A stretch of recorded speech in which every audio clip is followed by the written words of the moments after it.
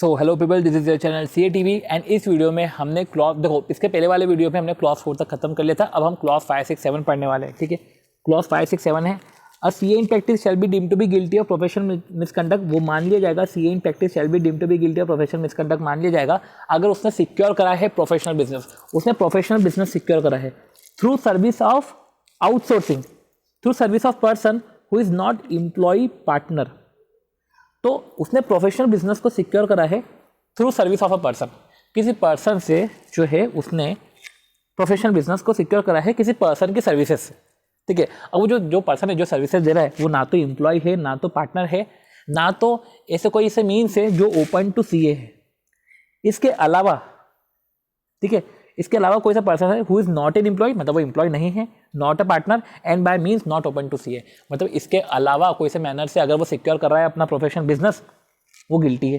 ठीक है, सिक्योर मतलब क्या होता है? सिक्योर मतलब as an attitude of request, एक रिक्वेस्ट उसने, ठीक है, सिक्योर कर रहा है कि वो किसी दूसरे के, वो सॉरी वो सॉलिसिट और सिक्योर, हाँ, बट सिक्योर, सॉलिसिट मतलब होता है छीनना, सिक्योर मतलब हम मांगना या कंफर्ट में रखना। ठीक है, मैं किसी दूसरे की सर्विसेज से जो है सिक्योर कर रहा हूँ, ठीक है, किसी दूसरे की सर्विसेज से, to services of a person जो एम्प्लॉय नहीं है, सामने वाला पार्टनर भी नहीं है, कोई से मीन्स भी ओपन टू CA, ऐसे ऑथराइज्ड मीन्स भी नहीं है, वो किसी और तरीके से जो है मैं उसकी सर्विसेज से अपने प्रोफेशनल बिजनेस को सिक्योर कर रहा हूँ, मैं गिल्टी हूँ।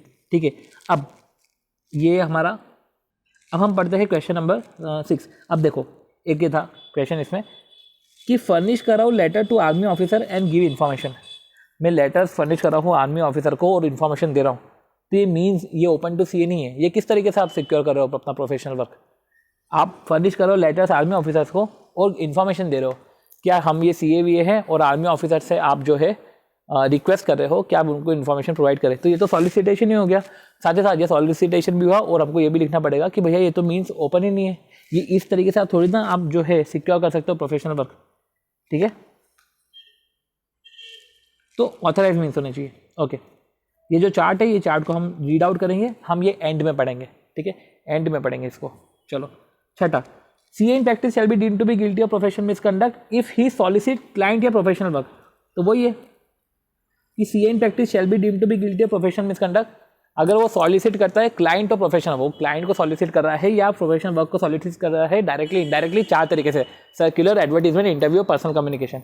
तो CA in practice shall be deemed to be guilty of professional misconduct अगर वो सॉलिसिट कर रहा है क्लाइंट को या प्रोफेशनल वर्क को। तो अगर क्लाइंट को सॉलिसिट कर रहा है या प्रोफेशनल वर्क को सॉलिसिट कर रहा है 4 तरीके से, सर्कुलर, एडवर्टीजमेंट, इंटरव्यू और पर्सनल कम्युनिकेशन। तो CA in practice shall be deemed to be guilty of professional misconduct अगर वो सॉलिसिट कर रहा है क्लाइंट या प्रोफेशनल वर्क डायरेक्टली इनडायरेक्टली। किससे सॉलिसिट कर रहा है? वो सॉलिसिट कर रहा है क्लाइंट या professional work directly indirectly through circular, advertisement, interview और पर्सनल कम्युनिकेशन। तो आप अगर एडवर्टीजमेंट से भी अगर सॉलिसिट कर रहे हो, इंटरव्यू से कर रहे हो, पर्सनल कम्युनिकेशन से कर रहे हो, गिल्टी हो। एडवर्टीजमेंट से कर रहे हो, ध्यान रखना क्लॉज 7 में भी फंस सकते हो। एडवर्टीजमेंट से सॉलिसिट कर रहे हो तो, इंटरव्यू से सॉलिसिट कर रहे हो, कैसे? अगर अपने आप को एक्सपर्ट बता रहे हो या जो भी है आप सॉलिसिट कर रहे हो, या पर्सनल कम्युनिकेशन से कर रहे हो, जैसे आपने कार्ड ही डिस्ट्रीब्यूट कर दी सबको, आप सेमिनार में गए, आपने कार्ड ही डिस्ट्रीब्यूट कर दिया, तो गिल्टी है। ठीक है, सो अगर आपने अपने आप को एक्सपर्ट बताया, आपको स्पीच देनी थी, आपने अपने आप को एक्सपर्ट बताया और आपने डिस्ट्रीब्यूट करे कार्ड ऑडियंस को, तो हमको समझना पड़ेगा आपने डिस्ट्रीब्यूट कर दिया कार्ड ऑडियंस को, तो आपने पर्सनल कम्युनिकेशन कर दिया, कार्ड डिस्ट्रीब्यूट करके सॉलिसिट कर रहे हो क्लाइंट या प्रोफेशनल वर्क को और अपने आप को एक्सपर्ट बता रहे हो, तो क्लॉज 7 में भी तो फंसते हो, क्योंकि क्लॉज 7 भी मेरे को साथ में पढ़ना पड़ेगा, क्योंकि क्लॉज 7 ये बोलता है कि CA in practice shall be deemed to be guilty of professional misconduct अगर वो अपना एडवर्टीजमेंट कर रहा है प्रोफेशनल अटेनमेंट या सर्विसेज का। ठीक है, तो अगर या तो वो एडवर्टीजमेंट कर रहा है प्रोफेशनल अटेनमेंट जो उसने करा है प्रोफेशनल अटेनमेंट और सर्विसेज का, या तो वो यूज़ कर रहा है डेजिग्नेशन। ठीक है, अगर उसने एडवर्टीज करा है अपने प्रोफेशनल अटेनमेंट और सर्विसेज का, एडवर्टीजमेंट से अगर तुम सॉलिसिट कर रहे हो तो तुम गिल्टी हो। ठीक है, एडवर्टीजमेंट में तुम जो है प्रोफेशनल अटेनमेंट और सर्विसेज को हाईलाइट कर रहे हो ताकि तुमको काम मिल जाए, तो ऐसे केस में आपने प्रोफेशनल अटेनमेंट और सर्विसेज हाईलाइट करी, क्लॉज 7 में फंसोगे। काम भी मिल गया है तुमको तो तुम सॉलिसिट कर रहे हो तो 6 में भी फंसोगे। ठीक है, या आप यूज़ कर रहे हो डेजिग्नेशन अदर देन CA या expression other than CA on professional document, visiting card, letter head और साइन बोर्ड। प्रोफेशनल डॉक्यूमेंट पे, विजिटिंग कार्ड पे, लेटर हेड पे, साइन बोर्ड पे अगर आप डेजिग्नेशन यूज़ कर रहे हो अदर देन CA। अब इसको बोला है प्रो विलास। प्रो विलास मतलब कि professional document, visiting card, letter head और साइन बोर्ड। ठीक है। तो professional document, visiting card, letter head और साइन बोर्ड, अगर इस जगह पे आप जो है designation other than CA use कर रहे हो तो आप गिल्टी हो। अब मेरे को बताओ, एक क्वेश्चन आया था कि आपने designation other than CA use करी, ठीक है, professional document, visiting card, letter head और साइन बोर्ड में आप गिल्टी हो। अब मेरे को बताओ कि किसी पर्सन ने लेटर हेड पे जो है पर्सन ने लेटर हेड पे जहाँ जहाँ पे वो पार्टनर है उसने प्रिंट कर दिया नेम ऑफ ऑल फर्म जहाँ पे भी वो पार्टनर है, पर्सनल लेटर हेड में, विजिटिंग कार्ड में, ठीक है, in which a member holding certificate of practice is a partner, ठीक है। अब मैं बताओ जहाँ जहाँ भी वो पार्टनर है वहाँ पे उसने जो है उस फर्म के नाम उसने लेटर हेड में बता दिया, ठीक है। तो गिल्टी क्या नहीं है? गिल्टी नहीं है क्योंकि उसने फर्म के नाम बताए हैं। उसने डेजिग्नेशन तो सीए यूज़ करी ना, फर्म के नाम बताने से कोई गिल्टी थोड़ी ना हो जाता है। इधर तो सिर्फ डेजिग्नेशन की बात है कि डेजिग्नेशन अदर देन सीए आपने यूज़ करा या आपने expression other than CA use करा। अब हाउएवर आपको डेजिग्नेशन एक से ज़्यादा यूज़ मत कर देना, पर डिग्री ऑफ यूनिवर्सिटी या title indicating membership of ICI, university की डिग्री को आप यूज़ कर रहे हो, यूनिवर्सिटी की डिग्री को आप यूज़ कर रहे हो, membership of ICI, title indication membership of ICI, university की डिग्री का आप यूज़ कर सकते हो क्योंकि हाउएवर है रिकॉग्नाइज्ड डिग्री ऑफ यूनिवर्सिटी आप यूज़ कर सकते हो। साथ ही साथ जो है title indicating membership of ICI, title indicating membership, तो आप मेंबरशिप ऑफ आईसीआई ऐसा टाइटल आप इंडिकेट कर सकते हो, मेंबरशिप ऑफ आईसीआई या अदर प्रोफेशनल बॉडी कर सकते हो। Degree recognise bye the central government या title recognise by central government, वो भी आप कर सकते हो, ठीक है। तो डिग्री रिकॉग्नाइज करी है सेंट्रल गवर्नमेंट ने, वो भी आप यूज़ कर सकते हो। अब degree recognise by central government ने कौन सी डिग्री रिकॉग्नाइज करी है? उन्होंने रिकॉग्नाइज करी है इंसॉल्वेंसी प्रोफेशनल। वो जो इंसॉल्वेंसी प्रोफेशनल जो डिग्री है ना, वो सेंट्रल गवर्नमेंट ने रिकॉग्नाइज करके रखी है। तो वो जो है कोई डिग्री ऑफ यूनिवर्सिटी नहीं है ना तो ऐसा कोई टाइटल है जो इंडिकेट कर रहा है मेंबरशिप ऑफ आईसीआई, ठीक है, या अदर बॉडीज, पर ये डिग्री सेंट्रल गवर्नमेंट ने रिकॉग्नाइज करके रखी थी, तो इसको आप यूज़ कर सकते हो। तो CA in practice shall be deemed to be guilty professional misconduct अगर वो एडवर्टीजमेंट कर रहा है अपने प्रोफेशनल अटेनमेंट का, सर्विसेज का, जैसे कि वो सर्विसेज वो स्पीच देने गया, उसमें वहाँ पे रेफ़र करा जो है कि मैं स्पीच देते समय उसने बोला कि मैं सर्विसेज प्रोवाइड करता हूँ रीजनेबल रेट पे, अपने आप को मैनेजमेंट एक्सपर्ट बता रहा है, तो प्रोफेशनल अटेनमेंट को भी हाईलाइट किया, अपने सर्विसेज को भी एडवर्टीजमेंट कर रहा है और उसने सॉलिसिट भी कर रहा है, पर्सनल जो है डिस्ट्रीब्यूट कर रहा है वो कार्ड्स को, तो ठीक है। तो ऐसे केस में वो गिल्टी है। या यूज़ कर रहा है डेजिग्नेशन और एक्सप्रेशन, जहाँ पे फर्म का नाम तो यूज़ कर सकता है पर डेजिग्नेशन अदर देन सीए वो यूज़ नहीं कर सकता। अदर देन सीए कोई सा डेजिग्नेशन जैसे कंसल्टेंट, एमपी, एमएलए, ये डेजिग्नेशन अगर तू ऐसे यूज़ कर रहा है तो फिर जो है गिल्टी है, ठीक है। तो ऑन किस में? प्रो विलास, professional document, visiting card, letter head और साइन बोर्ड, पर डिग्री ऑफ यूनिवर्सिटी या title indicating membership of ICI या अदर बॉडीज, जैसे कि CA XYZ is also a member of cost accountant, तो सही है। तो टाइटल इंडिकेटिंग मेंबरशिप, ये मेंबरशिप का टाइटल है, ठीक है, वो आप यूज़ कर सकते हो, ठीक है। ये हमने पढ़ा। अब हम जो है क्लॉज 6 से वापस आते हैं। क्लॉज 6 में क्या बोल के रखा है? क्लॉज 6 में ये बोल के रखा है कि अब हम इसकी गाइडलाइंस को पढ़ेंगे साथ ही साथ।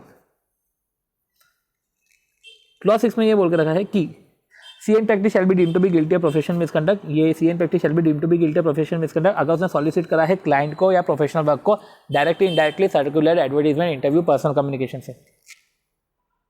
अब देखो, गाइडलाइंस कुछ इशू करी है इंस्टीट्यूट ने टेंडर के रिस्पेक्ट में और काउंसिल ने टेंडर सॉलिसिटेशन फॉर्म्स के रिस्पेक्ट में जो है गाइडलाइंस इशू करी है, ठीक है। तो टेंडर के रिस्पेक्ट में इंस्टीट्यूट ने गाइडलाइन इशू करी है, वो गाइडलाइंस किधर है? हमको गाइडलाइंस इधर समझना पड़ेगा।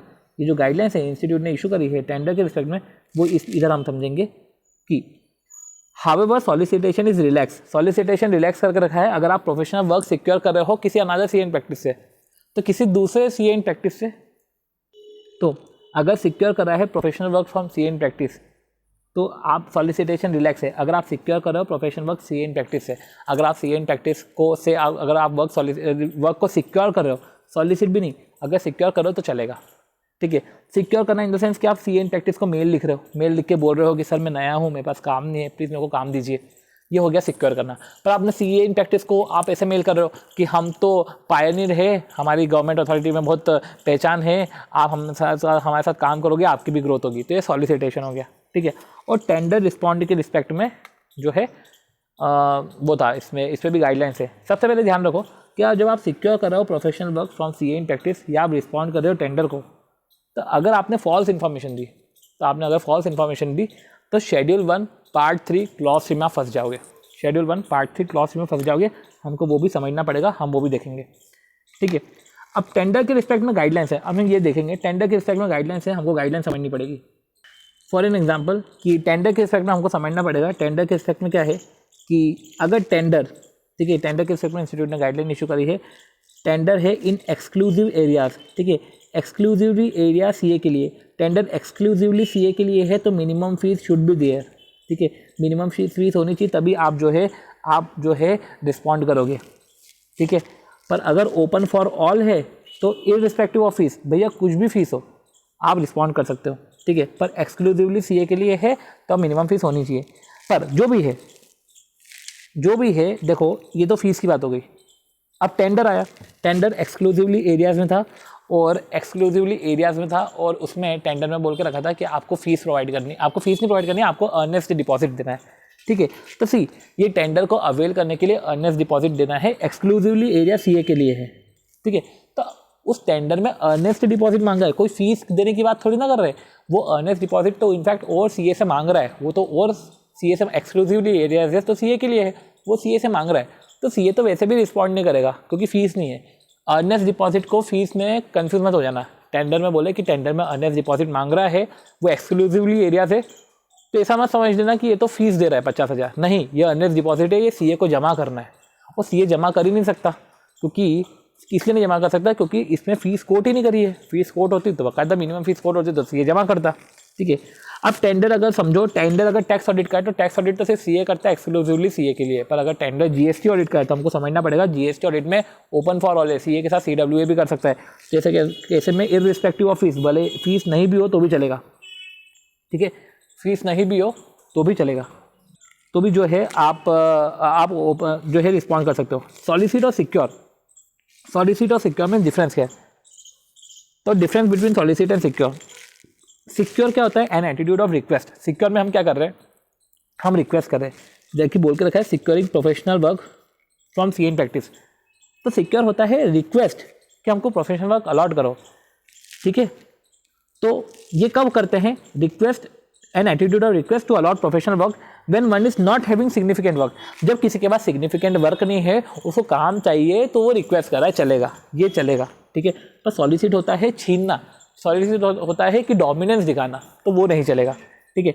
अभी हमने बात करी थी कि सॉलिसिटेशन रिलैक्स है, ठीक है। जब आप सिक्योर कर रहे हो professional work from CA in practice तो भैया वो चलेगा। पर अगर आपने सिक्योर करा professional work from CA in practice, या आपने जब टेंडर को रिस्पॉन्ड करा, ठीक है, टेंडर की हमने गाइडलाइंस बनी, टेंडर को रिस्पॉन्ड करा, तो दोनों केस में अगर आपने फॉल्स इन्फॉर्मेशन दी है तो शेड्यूल 1 पार्ट 3 क्लॉज 3 में जाते हो। अभी अपन देखते हैं शेड्यूल 1 पार्ट 3 क्लॉज 3।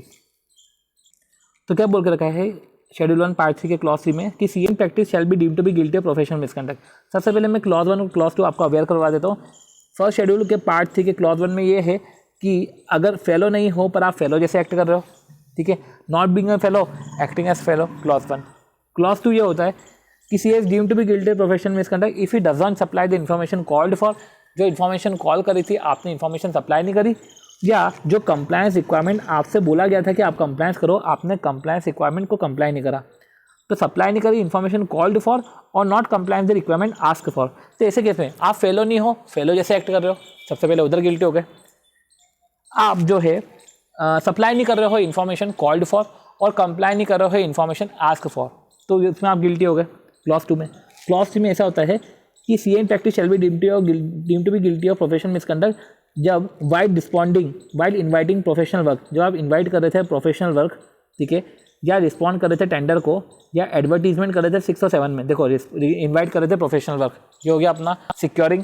जब आप रिस्पॉन्ड कर रहे थे टेंडर को, ये हो गया अपनी बात, और एडवर्टीजमेंट कर रहे थे 6 और 7 के अंडर में, और आपने इन्फॉर्मेशन दी है वो फॉल्स इन्फॉर्मेशन दी है, तो आप गिल्टी हो जाते हो। तो यही अपन ने पढ़ा, गिल्टी हो जाते हो, ठीक है। अब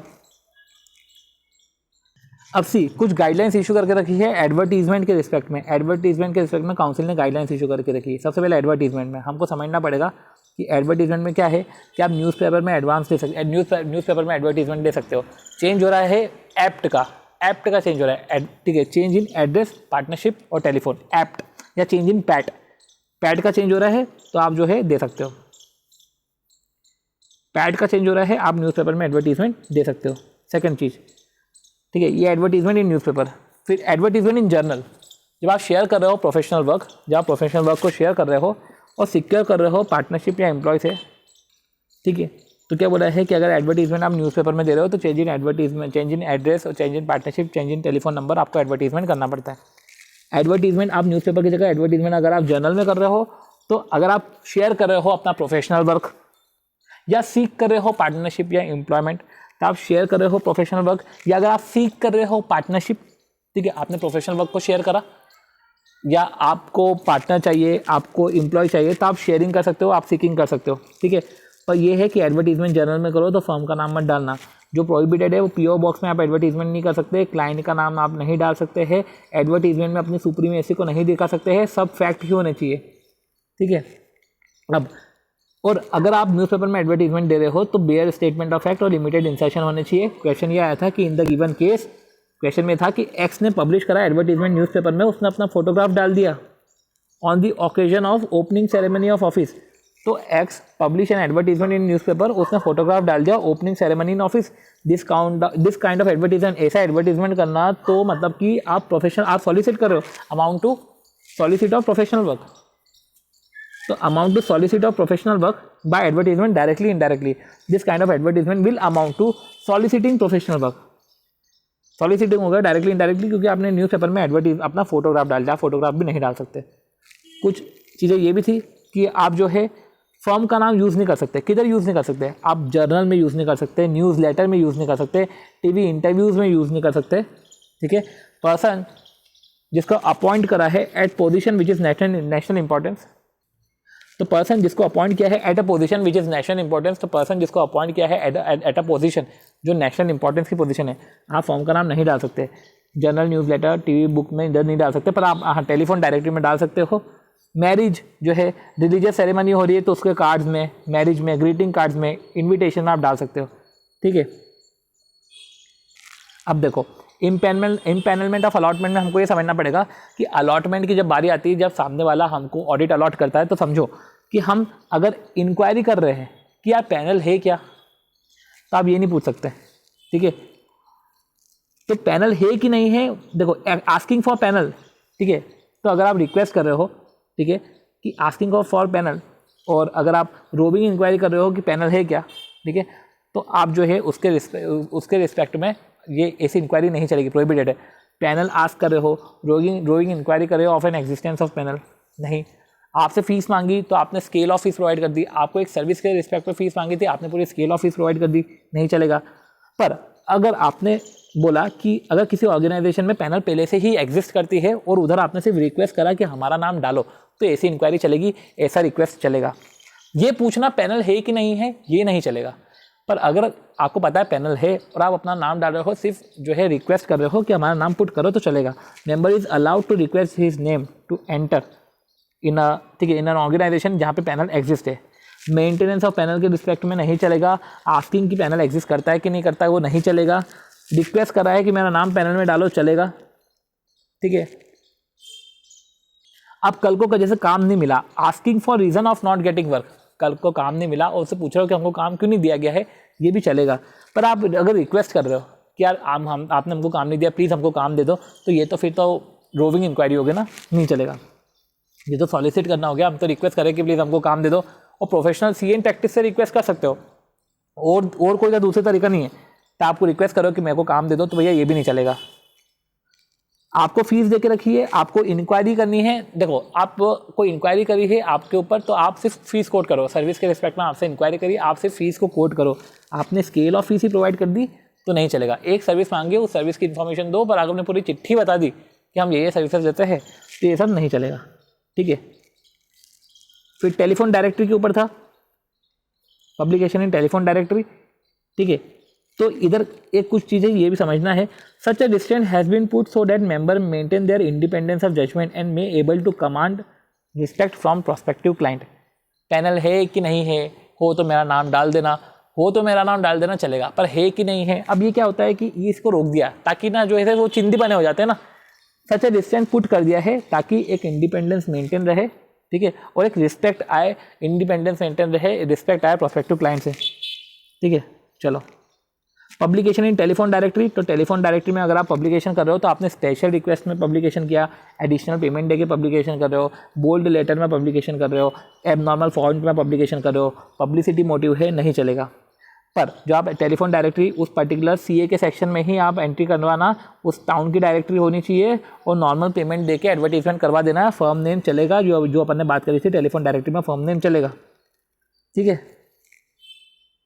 हैंड बिल की बात करिए तो आप इशू कर रहे हो हैंड बिल, क्लाइंट को इशू कर रहे हो रेलेवेंट टैक्स मैटर के रिस्पेक्ट में, तो अगर आपने क्लाइंट को हैंड बिल इशू करा है तो नहीं चलेगा। सॉरी, आप क्लाइंट को हैंड बिल इशू कर सकते हो इन रिलेवेंट मैटर, जैसे कि टैक्स लॉस चेंज हो गया है तो क्लाइंट के रिस्पेक्ट में आप जो है क्लाइंट को आप हैंड बिल दे सकते हो। पब्लिकेशन कर सकते हो बुक्स ऑफ आर्टिकल में, ठीक है। तो क्या है, पब्लिकेशन कर सकते हो बुक्स ऑफ आर्टिकल में, आप पब्लिकेशन जो है बुक्स ऑफ आर्टिकल में कर सकते हो, पर अपना एसोसिएशन फॉर्म के साथ मत दिखाना, ठीक है। तो फॉर्म का नेम मत डालना। प्रोफेशनल एक्सपीरियंस अगर आप डालोगे तो चलेगा। आप ग्रीटिंग कार्ड और इनविटेशन इशू कर सकते हो, पर ग्रीटिंग कार्ड और इनविटेशन दे रहे हो मैरिज, रिलीजियस सेरेमनी या इनॉग्रेशन ऑफ ऑफिस का, देखो मृग, marriage, religious ceremony, inauguration of office और ग्रीटिंग कार्ड आप दे सकते हो, ठीक है।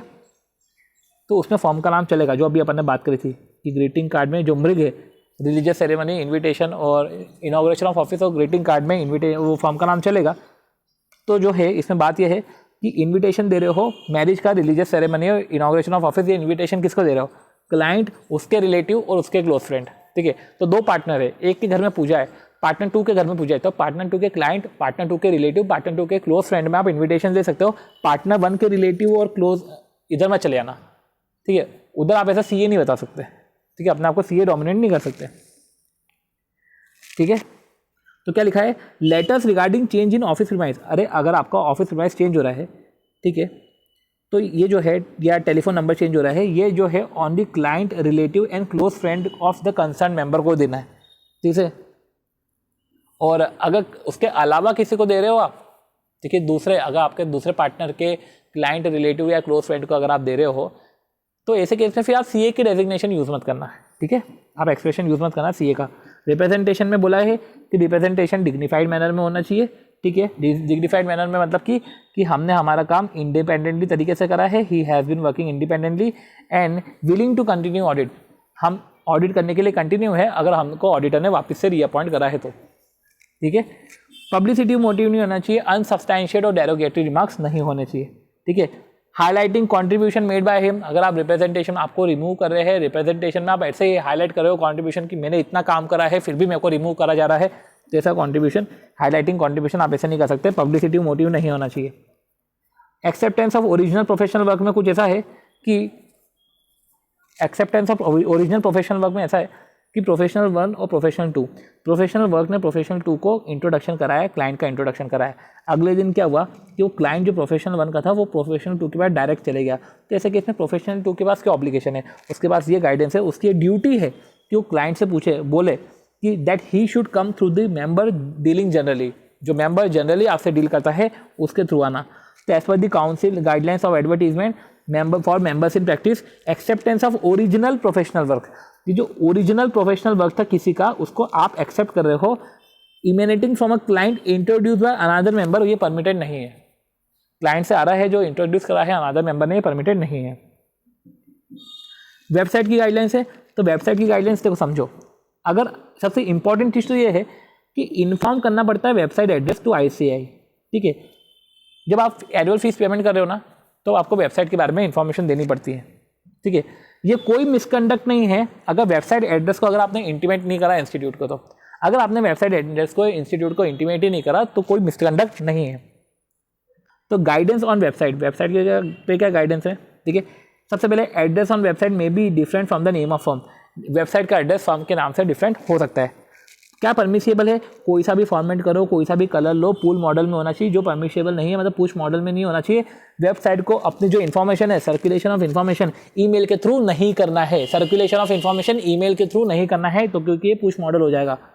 अदर देन ICAI आप लोगो यूज नहीं कर सकते, ठीक है। Address of website on professional stationery, जो वेबसाइट पे एड्रेस है वो सिर्फ प्रोफेशनल स्टेशनरी का address of website on professional stationery, website का जो एड्रेस है वो प्रोफेशनल स्टेशनरी में जाता है, ये परमिसेबल है। वेबसाइट का एड्रेस प्रोफेशनल स्टेशनरी में जा सकता है। वेबसाइट में आप कैसे बता सकते हो, मेंबर का नाम, फर्म का नाम, ईयर ऑफ स्टैब्लिशमेंट, किस साल में स्टैब्लिश हुआ है, रेसिडेंशियल ऑफिस पार्टनर का क्या है, एड्रेस, टेलीफोन नंबर, सर्विस जो आप रेंडर कर रहे हो, क्लाइंट का नाम मत डाल देना, सर्विसेज आप रेंडर कर रहे हो, पार्टनर का नाम, एम्प्लॉय का नाम, ये सब डाल सकते हो, पार्टनर का नाम, एम्प्लॉय का नाम, पार्टनर का बायोडाटा डाल सकते हो, जॉब वैकेंसी डाल सकते हो, कितने आर्टिकल क्लर्क की जरूरत है वो आप डाल सकते हो, ठीक है। ICI का लोगो पुट कर सकते हो, अदर देन ICI लोगो परमिटेड नहीं है। पासपोर्ट साइज फोटो चलेगा, फ्रेम फोटो नहीं चलेगा, बुलेटिन बोर्ड चलेगा, चैट रूम होना चाहिए, अगर चैट रूम है तो सिर्फ इनक्रिप्टेड कम्युनिकेशन होना चाहिए to ensure secrecy of matter, ठीक है। क्लाइंट का नाम और जो उससे फीस चार्ज कर रहे हो वो तो बिल्कुल नहीं आना चाहिए, पर आ सकता है अगर रेगुलेटर ने परमिट करा है इन इंडिया या आउटसाइड इंडिया, तो ऐसे केस में आप डिस्क्लोजर करो इटैलिक्स में, तो इटैलिक्स में डिस्क्लोजर करो, ठीक है। और बिलो सच डिस्क्लोजर आप ये वेबसाइट में लिखो, ये disclosure as per the regulator कर रहे हो, ठीक है। और इस रेगुलेटर का क्या क्या जुरिस्डिक्शन है, तो as per the regulator having jurisdiction in India, जो भी है। आप ICI वेबसाइट की लिंक डाल सकते हो, गवर्नमेंट वेबसाइट की लिंक डाल सकते हो, पर जो है वेबसाइट की लिंक डाल सकते हो, गवर्नमेंट वेबसाइट की डाल सकते हो, जैसे ICI रीजनल काउंसिल या ब्रांच, पर आप वॉलंटरी एसोसिएशन है, जैसे आप लॉयंस क्लब में मेंबर हो और आप सोचो कि चलो ठीक है उसकी लिंक डाल देते तो वो नहीं चलेगा। Date up to which it is updated, ये भी आप डाल सकते हो, ये सब चीज़ें हैं। वेबसाइट की एड्रेस आपको इंटीमेट नहीं करा तो कोई गिल्टी मिसकंडक्ट नहीं है, कोई सा भी फॉन्ट आप कलर यूज़ कर सकते हो, पुश मॉडल नहीं चलेगा, पुल मॉडल चलेगा, ठीक है। कुछ पॉइंट्स थे, सन्ड्री पॉइंट्स, जो पॉइंट समझना जरूरी है, ठीक है। बट ये कुछ पॉइंट्स समझने के बाद जो है, देखो क्लॉज 6 और 7 के अंदर कुछ स्पेशल क्वेश्चंस हैं, वो हम स्पेशल क्वेश्चंस देखेंगे। हम क्लॉज 7 पढ़ चुके थे, क्लॉज 7 में देखो वो हम क्वेश्चंस देखेंगे, बट जो इंपॉर्टेंट चीज़ें हैं, जैसे कि जो गाइडलाइंस के ओरिएंटेड है वो हम बात कर लेते हैं। जैसे कि मई 19 में आया था क्वेश्चन कि गाइडलाइंस ऑन QR कोड, तो CA इन प्रैक्टिस जो है वो प्रिंट कर सकता है अपना QR कोड, तो CA इन प्रैक्टिस जो है वो प्रिंट कर सकता है QR कोड विजिटिंग कार्ड में। बट समझो कि QR कोड जो है, QR code consist of only information which is permissible in visiting card, जो विजिटिंग कार्ड में परमिसेबल है वो ही इन्फॉर्मेशन होनी चाहिए, ऐसा नहीं कि QR कोड करके आपने बहुत सारी इन्फॉर्मेशन दे दी, ठीक है। तो printing photograph on the visiting card is not permissible. देखो प्रिंटिंग कर रहे हो फोटोग्राफ जो है विजिटिंग कार्ड में परमिसेबल नहीं है, QR कोड को प्रिंट करवा सकते हो, प्रोवाइडेड QR कोड में वही इन्फॉर्मेशन होनी चाहिए जो परमिसेबल है, ठीक है। ये अपन ने पढ़ लिया, इसमें सारी इंपॉर्टेंट चीज़ें पढ़ ली थी, ये अच्छा क्वेश्चन था। जैसे कि एक और था, इशूइंग सर्कुलर टू पर्सन, हम सर्कुलर इशू कर रहे हैं पर्सन को who are not client but may issuing circular to person who are not client but may likely require services of CA would tantamount to advertisement. तो ये हम issue कर रहे हैं सर्कुलर किसी पर्सन को जो CA नहीं है, but likely require services of CA, उनको लग रहा है CA की सर्विसेज लग सकती है उनको, would tend amount to advertisement since it is solicitation of professional work by making rowing inquiry, ठीक है। कि ये एक तरीके से रोइंग इंक्वायरी हो गई कि हमको पता है अभी आपको यूज़ नहीं बट आपको आगे काम पड़ सकता है, तो ऐसे तो आपका सॉलिसिटेशन ऑफ वर्क हो गया। Usage of word like one of the largest accounting firm in the world, तो ये तो आपने हाईलाइट कर लिया ना अपना प्रोफेशनल अटेनमेंट ऑफ सर्विसेज। तो आपने अगर ऐसा बताया कि हम one of the largest firm है इन द वर्ल्ड, और अगर आपने ये बता दिया कि हमारा स्पेशलाइजेशन है, हमारे स्पेसिफिकेशन का स्पेशलाइजेशन है, ठीक है, तो specification of specialisation in taxation would amount to advertisement, इसलिए फिर वो प्रोफेशनल मिसकंडक्ट में आ जाएगा, ठीक है। तो आपने सर्कुलर इशू करा है तो आप इधर गिल्टी हो, और आपने ये बताया है कि हम लार्जेस्ट है, हम अकाउंटिंग प्रोफेशन है और स्पेशलाइजेशन है, तो आप क्लॉज 7 में गिल्टी हो, ठीक है। कुछ गाइडलाइंस जो एडवर्टीजमेंट के रिस्पेक्ट में है वो क्लॉज 7 में देके रखिए कि जो परमिसेबल है, क्या परमिसेबल है, राइट ऑफ से एडवर्टीजमेंट कर सकते हो, एडवर्टीजमेंट आप मैगजीन या प्रेस में दे सकते हो, ठीक है। अगर आपको रिक्रूट करना है स्टाफ को, देखो एक तो आया एडवर्टीजमेंट न्यूज़पेपर में, एक आ गया जर्नल में, एक आ गया अपना प्रेस में। तो आपको रिक्रूट करना है किसी स्टाफ को या डिस्पोज करना है प्रॉपर्टी को, बिजनेस और property on behalf of client, तो आप जो है वो परमिसेबल है, आप एडवर्टीजमेंट दे सकते हो, ठीक है। तो पर जो परमिसेबल नहीं है कि आप income tax consultant, cost consultant, management consultant ऐसा नहीं लिख सकते। MP MLA की डेजिग्नेशन, 2 डेजिग्नेशन को साइमल्टेनियसली यूज़ नहीं कर सकते, ग्लो साइन बोर्ड को नहीं लगा सकते, ICI लोगों के अलावा कोई दूसरा लोगो यूज़ नहीं कर सकते, MP म्यूनसिपल काउंसलर ऐसी डेजिग्नेशन आप यूज़ नहीं कर सकते। अगर आप मेंबर जो है ट्रेनिंग सेमिनार होल्ड कर रहा है, अगर उसने इन्वाइट किया है किसी अदर प्रोफेशनल अकाउंटेंट के स्टाफ को, ठीक है, तो कोई there should be no undue prominence in training seminar, कोई अनड्यू प्रोमिनेंस नहीं होना चाहिए कि किसी दूसरे अकाउंटेंट के किसी दूसरे अकाउंटेंट के स्टाफ को बुलाकर जो है आप अपना जो है इम्पोर्टेंस दिखा रहे हो, अपने अटेनमेंट दिखा रहे हो, जैसा अनड्यू प्रोमिनेंस नहीं होना चाहिए। फिर अपन ने ये पढ़ा था कि प्रेस नोट अगर एग्जाम में दे रहे हो सक्सेस के रिस्पेक्ट में कि आर्टिकल्स को रैंक आई है तो आपने सक्सेस के रिस्पेक्ट में प्रेस नोट दिया है तो पब्लिसिटी मोटिव नहीं होना चाहिए। टीवी फिल्म में अगर आप अपीयर कर रहे हो तो आपका प्रोफेशनल व्यू होना चाहिए, फर्म का नाम आप नहीं डाल सकते,